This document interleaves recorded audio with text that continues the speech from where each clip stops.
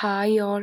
ഇന്ന് നമ്മൾ ഡിസ്കസ് ചെയ്യാൻ പോകുന്നത് നമ്മൾ 9th സ്റ്റാൻഡേർഡ് CBSEയിലെ മാത്സിലെ ഹെറോൺസ് ഫോമിലി എന്ന് പറഞ്ഞ ചാപ്റ്ററാണ്. ഓക്കെ, അപ്പോൾ ഇത് ഇച്ചിരി ഈസി ചാപ്റ്ററാണ്. അപ്പോൾ അതുകൊണ്ട് ഞാൻ ഇവിടെ നിന്ന് സ്റ്റാർട്ട് ചെയ്ത് ഇത് ഭയങ്കര ഈസിയാണ്, സിമ്പിൾ ചാപ്റ്റർ. നമുക്ക് ആകെ ഇതിനകത്ത് ഒരു ഇക്വേഷനെ പഠിക്കാനുള്ളൂ.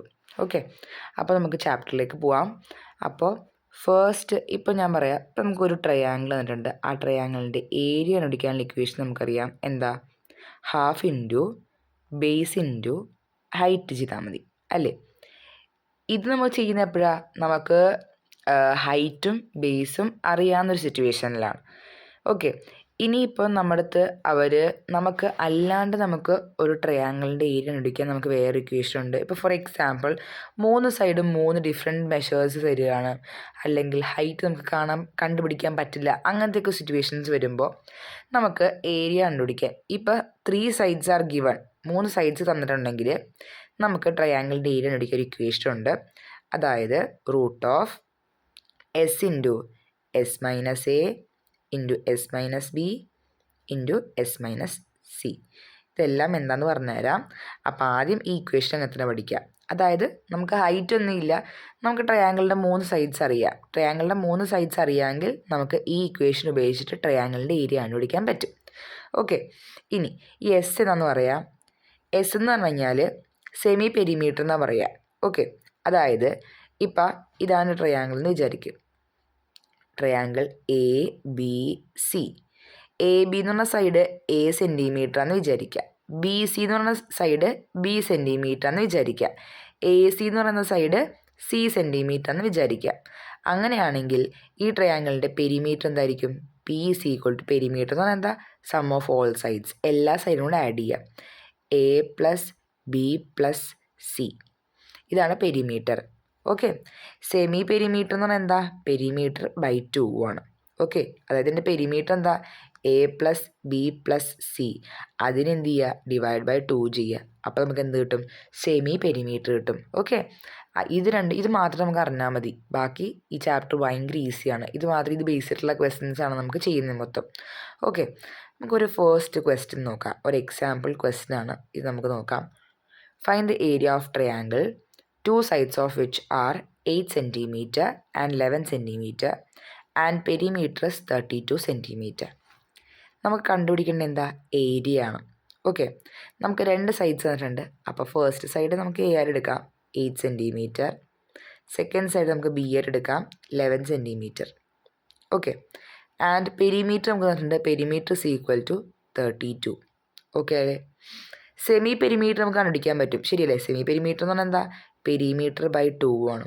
പെരിമീറ്റർ നമുക്ക് തന്നിട്ടുണ്ട് എത്രയാണ്? 32 divided by 2 is equal to 16 cm. അപ്പം അത് നമുക്ക് കിട്ടി. ഇനി എസ് മാത്രം പോരല്ലോ, എയും ബിയും നമുക്കറിയാം, നമുക്ക് സി കൂടി വേണം, ശരിയല്ലേ? സി കണ്ടുപിടിക്കാൻ നമ്മൾ എന്താ ചെയ്യുക? നമുക്ക് 3 സൈഡ്സിൻ്റെ സം എടുക്കുമ്പോഴാണ് പെരിമീറ്റർ കിട്ടുക, ശരിയല്ലേ?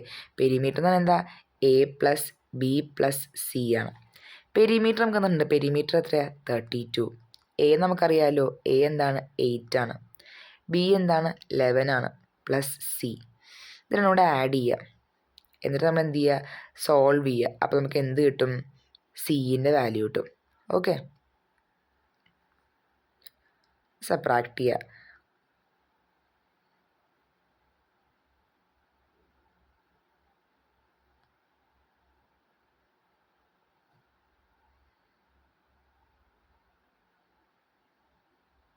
സിൻ്റെ വാല്യൂ ഇപ്പോൾ എനിക്ക് കിട്ടി. ജസ്റ്റ് ചുമ്മാ സോൾവ് ചെയ്താൽ മതി.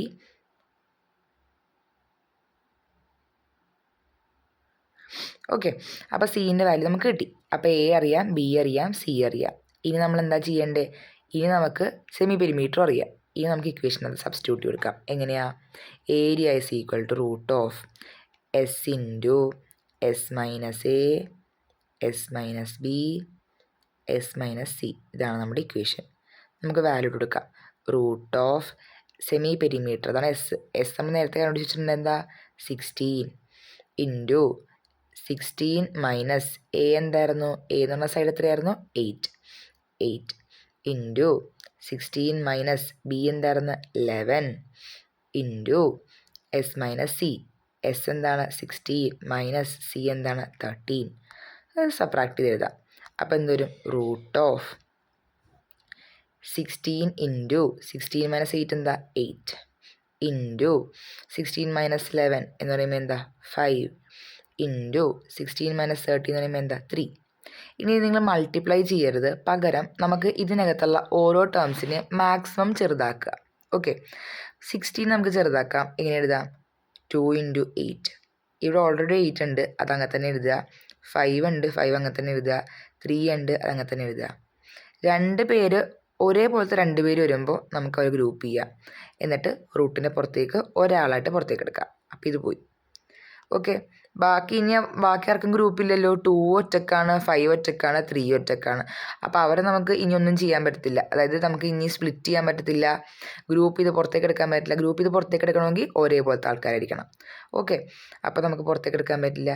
അപ്പോൾ ജസ്റ്റ് മൾട്ടിപ്ലൈ ചെയ്ത് നോക്കുക. 2 5s are 10, 10 ഇൻറ്റു 3 30. അപ്പോൾ 8√30 സെൻറ്റിമീറ്റർ സ്ക്വയർ. ഇത് റൂട്ടിനകത്തല്ല കേട്ടോ, സെൻറ്റിമീറ്റർ സ്ക്വയർ പുറത്ത് എഴുതിയാൽ മതി.